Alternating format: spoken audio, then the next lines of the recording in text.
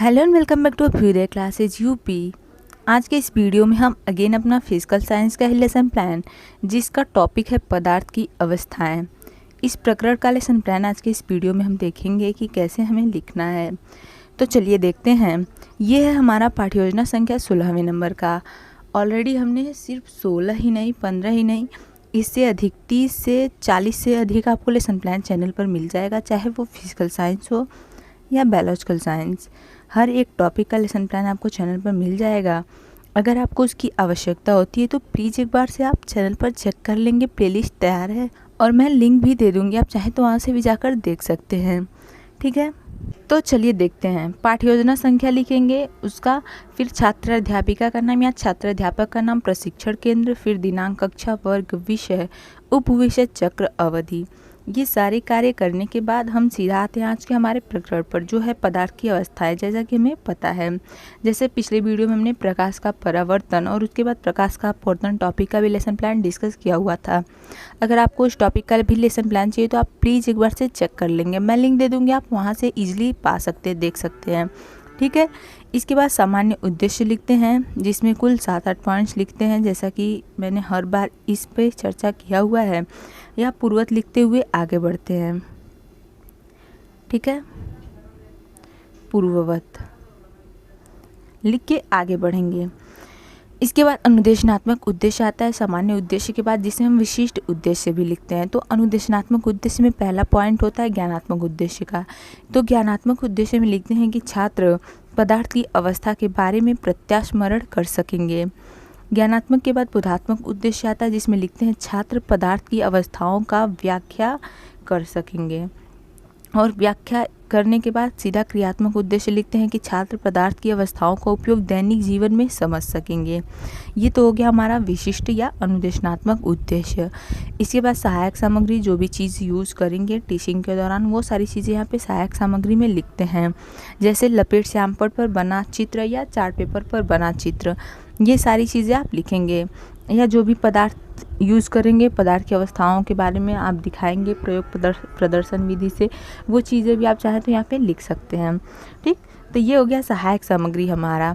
इसके बाद शिक्षण विधियाँ लिखते हैं, जिसमें प्रश्नीकरण विधि, व्याख्यान विधि और प्रयोग प्रदर्शन विधि, ये 3 शिक्षण विधियाँ यूज़ करते हैं हम अपने साइंस में, तो ये लिखेंगे। इसके बाद पूर्व ज्ञान में आता है कि छात्र पदार्थ की अवस्थाओं के बारे में सामान्य जानकारी रखते हैं। पूर्व ज्ञान के बाद आते हैं प्रस्तावना के प्रश्न पर। हमारे प्रस्तावना के प्रश्न में पहला क्वेश्चन लिखेंगे कि हमारी पृथ्वी पर क्या क्या पाया जाता है। तो हमारी पृथ्वी पर पेड़ पौधे, नदी, तालाब, जीव जंतु पाए जाते हैं। उसके बाद दूसरा क्वेश्चन करेंगे नदियों में क्या बहता है। तो नदियों में पानी बहता है। फिर तीसरा प्रश्न करेंगे कि पानी किस किस रूप में बदल सकता है। तो पानी बर्फ में और गैस में बदल सकता है। इसके बाद चौथा क्वेश्चन करेंगे कि बर्फ़ और गैस ये सब पानी की क्या हैं। तो बर्फ़ और गैस ये सब पानी की क्या हैं, अवस्थाएं हैं, ये आप लिखेंगे। इसके बाद समस्यात्मक प्रश्न आता है हमारा, जिसमें लिखेंगे कि पदार्थ की अवस्था के बारे में आप क्या जानते हैं। यहाँ पे छात्र जो है मौन हो जाएंगे और हम समस्यात्मक लिख के आगे बढ़ेंगे अपने उद्देश्य कथन पर। उद्देश्य कथन में लिखेंगे कि आज हम लोग पदार्थ की अवस्थाओं के बारे में अध्ययन करेंगे। ओके, क्लियर है।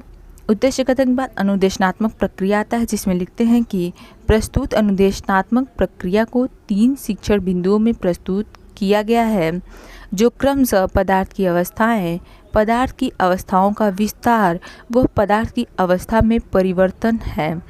ये हो गया अनुदेशनात्मक प्रक्रिया हमारा। इसके बाद आते हैं प्रस्तुतिकरण लिखते हैं हम। प्रस्तुतिकरण में पहला शिक्षण बिंदु क्या है, पदार्थ तथा पदार्थ की अवस्थाएं, ये पहला शिक्षण बिंदु लिखेंगे।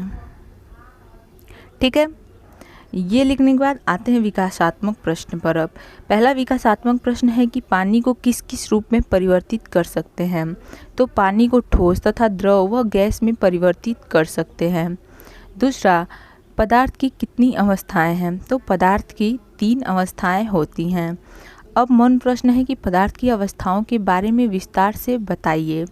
यहाँ पे छात्र मौन लिख के आगे देंगे। अब स्पष्टीकरण हमारा, स्पष्टीकरण में लिखते हैं कि रसायन विज्ञान तथा भौतिक विज्ञान में पदार्थ उसे कहते हैं जिसमें द्रव्यमान होता है, जो स्थान घेरता है, अर्थात कुछ भी जिसका कुछ न कुछ वजन हो और जगह घेरती हो उसे पदार्थ कहते हैं।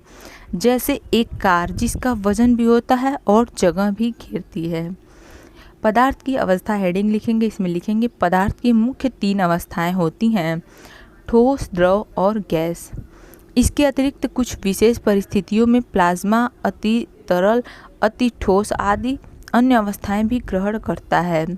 ये सारी चीज़ें स्पष्टीकरण में लिखेंगे और आगे बढ़ेंगे श्यामपट्ट कार्य वाले बॉक्स में।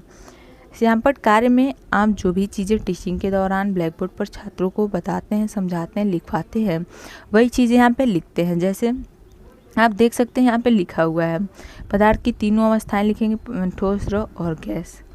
ठीक, ये सारी चीज़ें आप कर लेंगे। छात्र छात्रा ध्यान से सुनते हैं, ये भी साथ में लिखते हुए चलेंगे। स्पष्टीकरण के ठीक सामने और छात्र मौन के ठीक नीचे छात्र छात्रा ध्यान से सुनते हैं। आगे बढ़ते हैं दूसरे शिक्षण बिंदु पर हमारे, जो है पदार्थ की अवस्थाओं का विस्तार।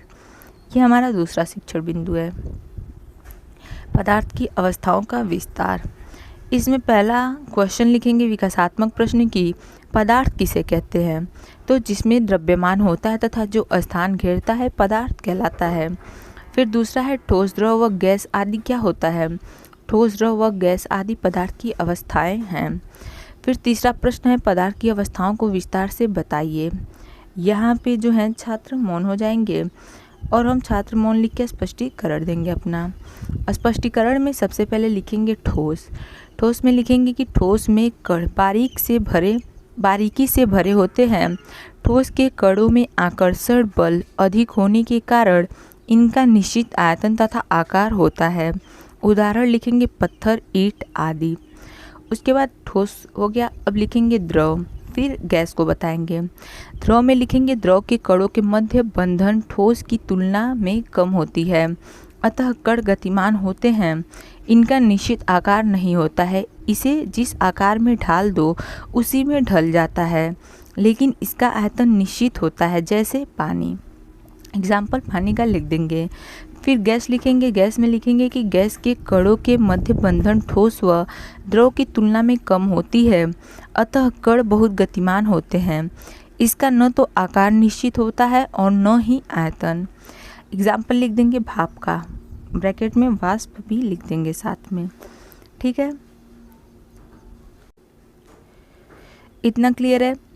अब आते हैं श्यामपट्ट कार्य वाले बॉक्स में। श्यामपट्ट कार्य में आप देख सकते हैं यहाँ पे श्यामपट्ट कार्य किया हुआ है, साथ में करते चलेंगे, छोड़ना नहीं है।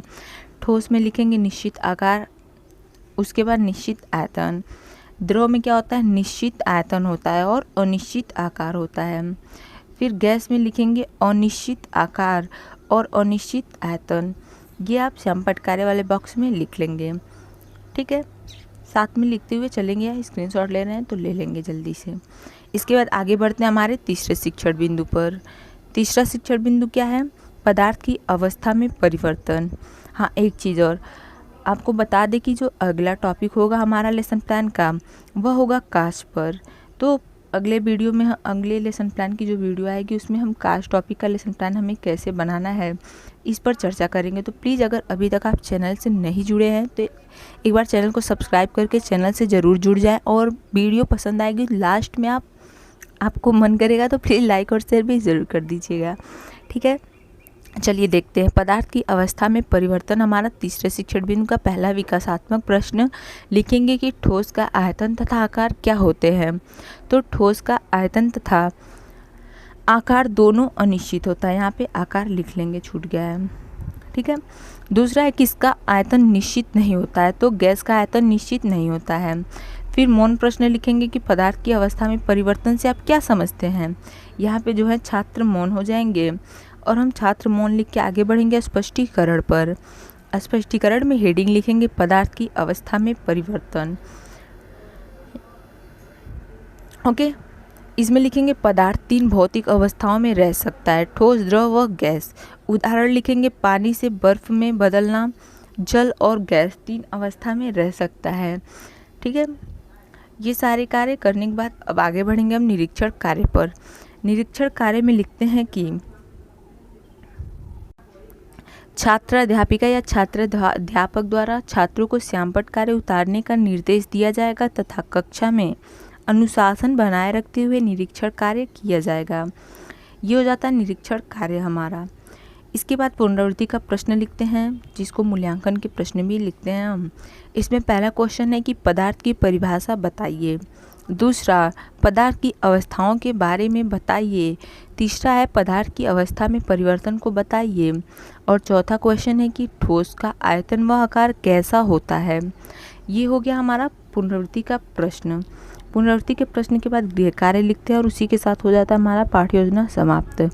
गृह कार्य में लिखेंगे कि सभी छात्र घर से पदार्थ की अवस्था के बारे में लिखकर लाएंगे। और इसी के साथ यहीं पर होता है हमारा पाठ्य योजना समाप्त। सो गाइस, आज के वीडियो में बस इतना ही। मिलते हैं अपने अगले वीडियो में, जिसका टॉपिक मैंने अभी आपको बताया क्या है, कांच। उसका हम लेसन प्लान डिस्कस करेंगे। तो प्लीज़ चैनल से जुड़े रहें। जाते वक्त अभ्युदय क्लासेज यूपी को सब्सक्राइब, और वीडियो आपको हेल्पफुल लगी हो, थोड़ी बहुत भी हेल्प की हो, तो प्लीज़ लाइक और शेयर भी ज़रूर करते जाइएगा। Okay, thank you.